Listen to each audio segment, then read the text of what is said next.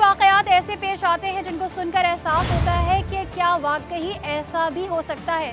ایسا ہی کچھ ہوا کراچی کی رہائشی خاتون کے ساتھ بھی۔ فون کر کے بلیک میل کر رہا تھا کہ ملو آ کے مجھ سے بات کرو۔ آپ رو کیوں نہیں ہیں؟ گھر پہ آ گئے، گن لے کر اس نے فائر کیا میرے اوپر۔ میرے بچے گھر میں موجود تھے، انہوں نے بچایا۔ معاشرہ عورت کو ہی ذمہ دار ٹھہراتا ہے۔ معاشرہ اپنے رویوں کو تبدیل کرے۔ سعود آباد تھانے میں موجود ہیں۔ فون تو میرے ہی گیا تھا ان کی طرف۔ اتنی مدد کر دی کہ ان کو جان سے مارنے، چلتے چلتے ہر چیز کرتا تھا۔ اس کے بدلے میں وہ کیا کرتے؟ میں نے غلطی کر دی، ادھر چلا کیا فائرنگ کر دی۔ 9 سال ٹکرائے تو اب کیوں؟ لالچ شالچ میں نہیں، بس یہی حوث۔ اور ہم نے خاتون کی موجودگی میں FIR کاٹ دی۔ اس پہ کیا دفعات لگتی ہیں؟ 324 لکھ کے ارادہ قتل کول بھی ملا ہمیں، جو اس نے فائر کیا بغیر لائسنس تھا، اس کا کیس ایک الگ ہوا۔ دین اسلام نے بیوہ عورتوں کے نکاح کا حکم دیا ہے۔ بیوہ خواتین کے حقوق کا خیال رکھنا ہر ذمہ دار فرد کے اوپر لازم ہوتا ہے۔ بحیثیت ریاست کی بھی ذمہ داری ہے